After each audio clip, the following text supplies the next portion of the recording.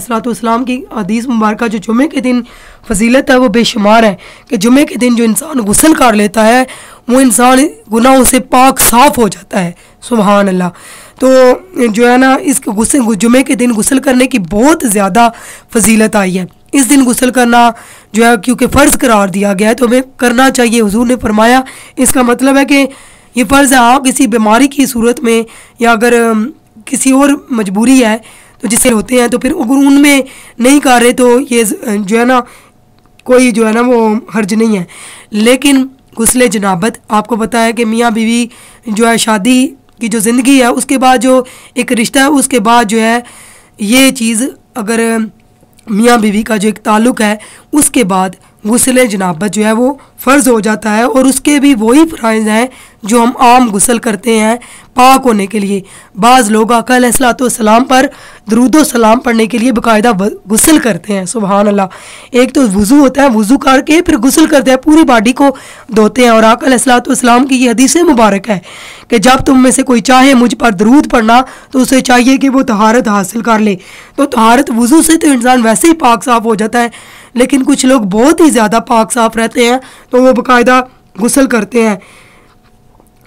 इसके अलावा जो औरतें पीरियड्स की हालत में होती हैं तो उसके बाद भी जो है वो गुस्ल फ़र्ज़ हो जाता है। जब जैसे कोई औरत है बच्चा पैदा होने के बाद ज़ाहिर बात है जो उनके 40 डेज़ होते हैं तो फिर उसके बाद भी गुस्ल वाजिब हो जाता है।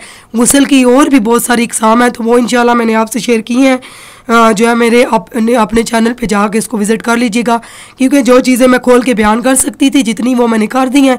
बाकी जो है वो आप उसको उसके ऊपर पढ़ लें, मेरे लिए भी आसानी हो जाएगी और आप लोगों के लिए भी उसको रिसर्च करने में आसानी हो जाएगी। अच्छा, गुस्ल का मसनून तरीका क्या है? गुस्ल करने वाले को चाहिए कि पहले दिल में गुस्ल का इरादा भी करे। बाज़ लोग जो है वो गुस्ल कर लेते हैं लेकिन नियत नहीं करते। आप सल्लल्लाहु अलैहि वसल्लम ने फरमाया कि मोमन की नियत उसके अमल से बेहतर है। हम जब नियत करते हैं ना तो कुछ लोग होते हैं, हम कहते हैं कि ये मैं आपको बात आई है तो मैं आपसे शेयर कर दूं।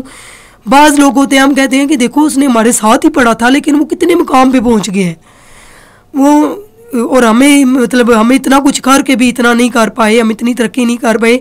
उसकी वजह ये होती है कि जो हमारे दिल के अंदर एक नीयत होती है ना, इंसान का एक तो बिहेवियर होता है ना, एक उसका एटीट्यूड होता है। एटीट्यूड वो होता है जो उसके अंदर होता है, बिहेवियर वो होता है जो एक्ट कर रहा होता है, बाहर होता है। तो जो हमारा अंदर का एटीट्यूड है ना, जो हमने अंदर की नीयतें कर ली हैं, तो नीयत अगर अच्छी है ना तो बाहर रिजल्ट अच्छा होगा। अगर नीयत बुरी है ना, मैं ईमान के साथ और दावे के साथ कह सकती हूँ कभी अच्छा पौधा लग ही नहीं सकता, अच्छाई की तरफ आ ही नहीं सकती। वक्ती तौर पे वो इंसान टाइम उसका निकल जाता है, लेकिन फिर जब उसके रिज़ल्ट आते हैं ना फिर उस इंसान को पता चलता है कि जो है ना ये नीयत थी।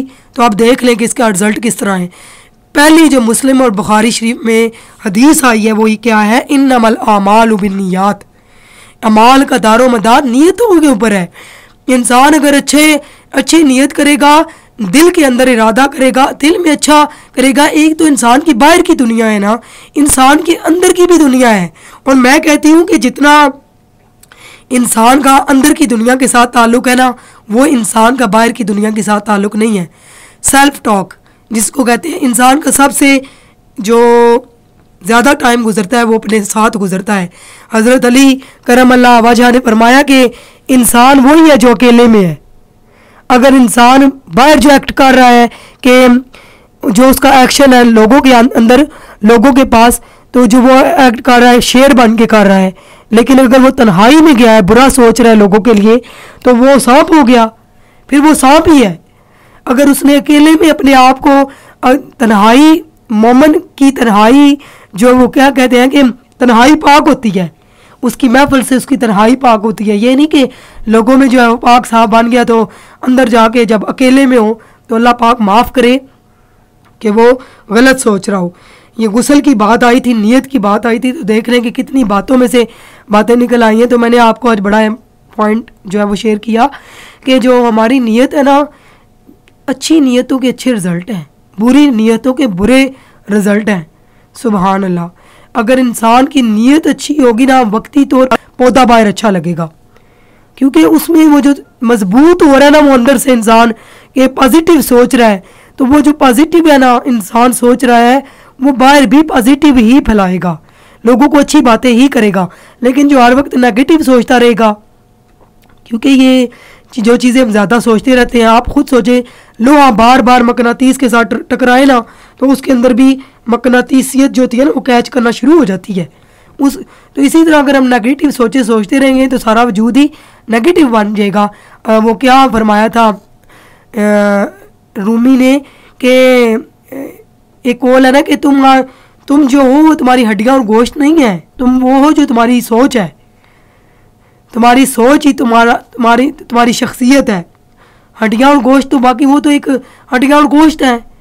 इंसान जब अच्छा सोचना शुरू करता है ना, तो अल्लाह उसके अंदर की जिस्मानियत को, यानी अंदर की जो चीज़ें हैं उनको भी चेंज कर देता है। सुभान अल्लाह। तो इसलिए हमें अच्छी अच्छी नियतें करनी चाहिए ताकि रिज़ल्ट जो है ना वो हमें अच्छे मिले, इस दुनिया में भी और अगली दुनिया में भी।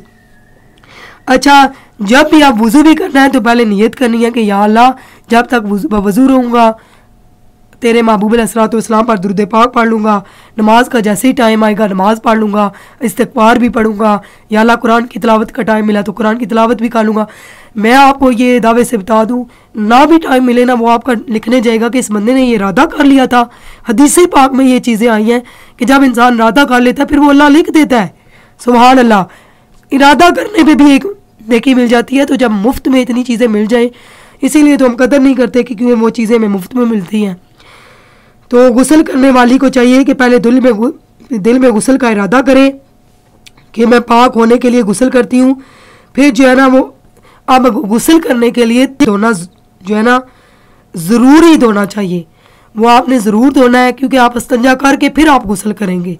ज़ाहिर बात है कि वज़ू टूटा है या गुस्ल करने की ऐसी कोई नौबत आई है तो पहले जो है ना उस चीज़ को पाक करेंगे, इस्तंजे वाली जगह को, फिर जो है ना हमने वज़ू करना है। हाथ और इस्तंजे की जगह पर नजासत हो तब भी और ना भी हो तब भी हमने हाथ धोने ही धोने हैं और जो इस्तंजे वाली जगह को धोने ही धोना है। बाज़ लोग कहते हैं कि चलो वैसे ही गुस्ल कर लेते हैं, वज़ू तो टूटा नहीं था, लेकिन अगर आप गुस्ल की तरफ जा रहे हैं तो फिर इन चीज़ों को धो लें, ठीक है। और गुस्ल से पहले वज़ू कर लें, तो ये सुन्नत भी है, इसकी बहुत ज़्यादा जो है ना फजीलत आई है। हर हाल में पहले जो है वो इन चीज़ों को धो के तो फिर जहाँ नजासत लगी हुई है पाक करे, फिर वज़ू करे। और अगर किसी चौकी या पत्थर पर बैठकर गुस्ल करना है तो वज़ू करे और फिर पैर भी धो ले। अब जो गुस्ल के जो है ना वो 3 फ़राइज़ हैं। गुस्ल के 3 फ़राइज़ क्या हैं? कुली करना, नाक में पानी बहाना 3 मरतबा, 3 मरतबा ही कुली करनी है, 3 मरतबा कुली करना, 3 मरतबा नाक में पानी बहाना। जैसे आप वज़ू में नाक को साफ़ करते हैं ना, इसी तरह नाक को साफ़ करना गुस्ल करते हुए। फिर पूरे बदन के ऊपर, नंबर 3, पूरे बदन पर पानी बहाना। पहले यह है जो है कुली करना 3 मरतबा, नंबर 1 3 मरतबा कुली करना, नंबर 2 3 मरतबा जो है नाक में पानी बहाना यानी डालना और साफ़ करना नाक को, और नंबर 3 पूरे बदन के ऊपर पानी जो है वो बहाना।